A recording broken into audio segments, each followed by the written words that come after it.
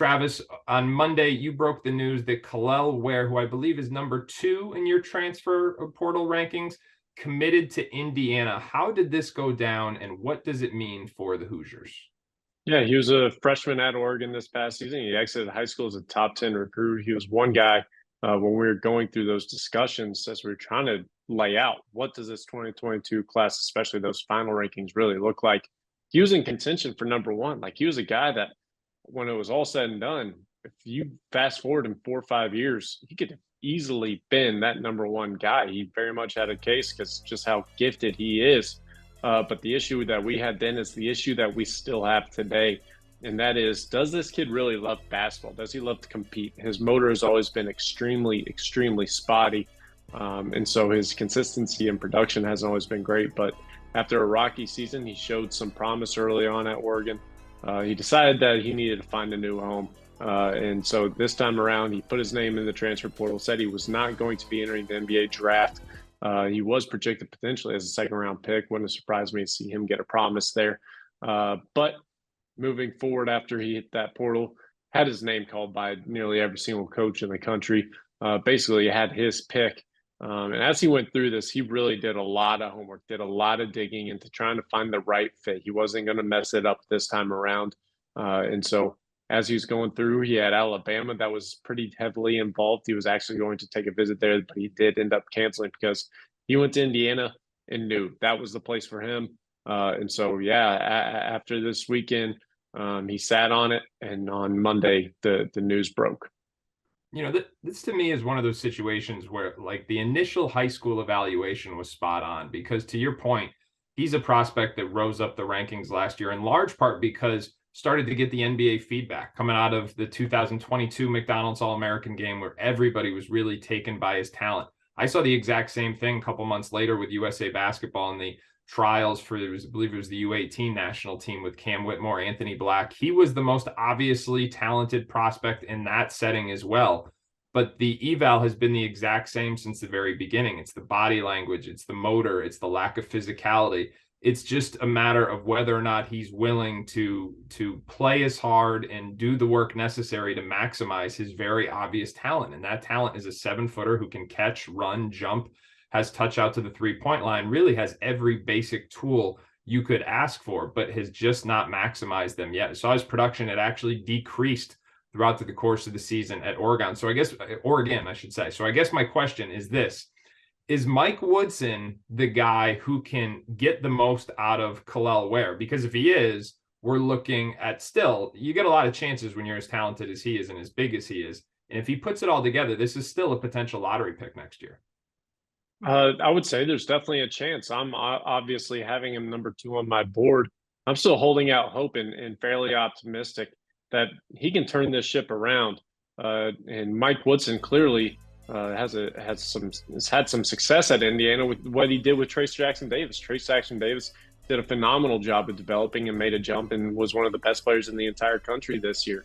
He's going to be a challenging head coach to play for. He is not going to let Ware just continue with his bad habits that he's been able to have over the past few years and just rely solely on talent. It doesn't work anymore.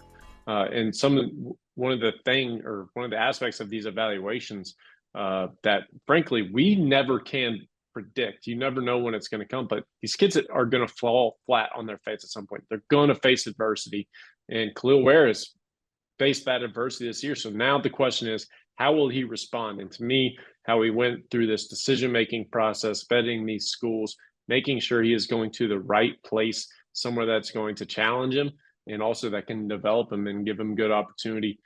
That leaves more room for me to continue to be optimistic that, yeah, he can turn this thing around. But again, Mike Woodson's going to be challenging for him. Is he going to sink or is he going to swim? If he swims, Indiana fans are going to be thrilled with what he can bring to the floor. And honestly, in a year from now, if he does really rise to the occasion and rise his competitiveness and his motor, because that's what it's really all about. If he does all those things, we're looking at a top 5, top 10 pick in next year's NBA draft.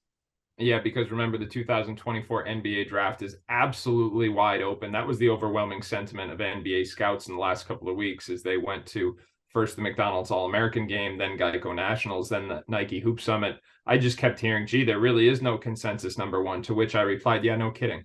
But that was, as it relates to 2024's draft, we had another bit of news that you broke on Tuesday. So it was Kalel Ware on Monday. On Tuesday, you began the day by removing your crystal ball for Mackenzie Mgbako, who had previously signed a national letter of intent with Duke. Shortly after that, Kyle Filipowski announced that he would, in fact, return to Duke for his sophomore season. So you started to see how the potential logjam up front with Mark Mitchell already returning could potentially have impacted things with Mgbako. So Mgbako, who's the leading scorer, I believe, in the last weekend's Nike Hoop Summit, certainly going to have a wide variety of suitors. In fact, it was already reported he heard from 50 schools within the first 6 hours. I don't know if that is something that is documentable or not, but I don't know if that's a word either, but we're going to go with it.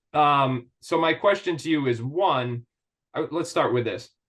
Any intel on where Mackenzie could be leaning or looking at this point, as he is now certainly one of the best available prospects back on the board in 2023? Yeah, I mean, he's got a case to be made amongst Bronny James when going to these All-Star games. He's a player that we've been talking about. Could Mackenzie be sliding? But regardless, he is getting his phone. His phone is ringing by every single school is reaching out to him, essentially. But the schools that I've been hearing in particular, or the options, I should say, that I've been hearing in particular, one, Louisville. They have Nolan Smith on staff. There's a previous connection there.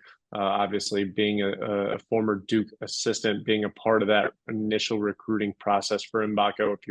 We all go back, Mgbako was one of the first kids to come off the board in this 2023 class. So there's a connection there, and there's also a big need and an opportunity for Louisville to continue making splashes on the recruiting trail. So don't sleep on them when it comes to them making a very, very strong push on getting Mackenzie Mgbako. Another option here is the pro route. Would not surprise me at all to see him potentially go maybe the G League. Maybe we could see him go overtime. Maybe we could see him go to the NBL. We're hearing the NBL is involved with a handful of prospects already. So could Mackenzie do that? It's very much a possibility. And then one other team that we've been hearing a little buzz on is an interesting one, and that's the North Carolina Tar Heels. So could he end up flipping over to their arch rival? Possibly. There's still a whole lot to play out, but the two primary ones, I won't say North Carolina is a primary school I'm looking at, but two primary options I'm looking at right now is Louisville and the pro route.